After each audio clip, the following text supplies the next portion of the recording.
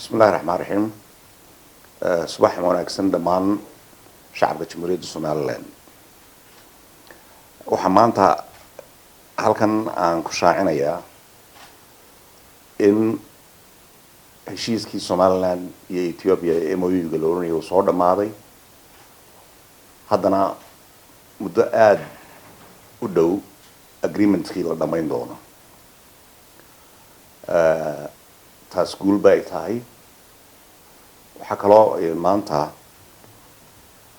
aan ka shaacinayaa go-aan ay xukuumadda Jamhuuriyadda Somaliland ka soo saartay maktabadda dhaqanka ee Masar oo la yidhaahdo Egyptian Cultural Library lagu magacaabo laakiin kuna taalla Hargeysa caasimadda Jamhuuriyadda Somaliland. waxaa jira oo dowladda Somaliland ay aqoonsatay walaacyo amni oo halis ku ah qaranka. sidaas darteed wasaaradda arrimaha dibadda iyo iskaashiga caalamiga waxay go'aansatay in lagama maarmaan ay tahay in si joogto ah loo xidho maktabadda dhaqanka ee Masar, kuwa ka shaqeeyana dalka laga saaro muddo dhowr iyo 70 saacadood ah. go-aankan ma aha mid fudud, laakiin badbaadada muwaadiniinteena waa mas-uuliyad qaran oo muhiim ah.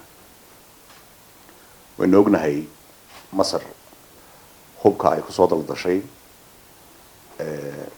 dowladda Muqdisho oo aan aaminsanahay inay waxyeelayso nabadgelyada iyo xasilloonida madaqadda. sidaas darteed waxaanu goosanay in aynu dalka saarno shaqaalaha meeshaas library ku sheega oo runtii aanu aaminsanahay inay shaqooyin kale ka hayeen meesha. wasaaradda arrimaha dibadda waxay qoraal rasmi ah u dirtay dowladda Masar, isla markaasna ku wargelisay go-aankan. wasaaraddu waxay ku wargelisay hay-adaha ay khusayso oo ay ku jiraan hay-adda socdaalka iyo hay-adda sirdoonka qaranka Somaliland inay kormeer ku sameeyaan habsami u socodka xiritaanka maktabadda, isla markaana la hubiyo in si nabad ah oo habsami leh loogu celiyo dhammaan shaqaalahaas maktabadda dalkoodii hooyo ee Masar. dowladda Somaliland waxay ka go'aan inay sii wado xiriirka saaxiibtinimo ay la leedahay Jamhuuriyadda Carabta ee Masar. si kasta ha ahaatee, badbaadada muwaadiniintaynu iyo arrimaha khuseeya amniga qaranku waa muhiimad aad u weyn. waxaana aaminsanahay in go-aankani yahay mid dani ugu jirto dalka iyo qaranka iyo madaqadaba. waxaanu sii wadi doonaa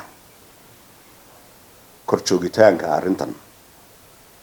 waxaanu qaadi doonaa tallaabo kaste oo lagama maarmaan u ah amniga iyo wanaagga dalka. cid kaste oo ku xadgudubta qaranka tallaabo adag ayaanu ka qaadi doonaa.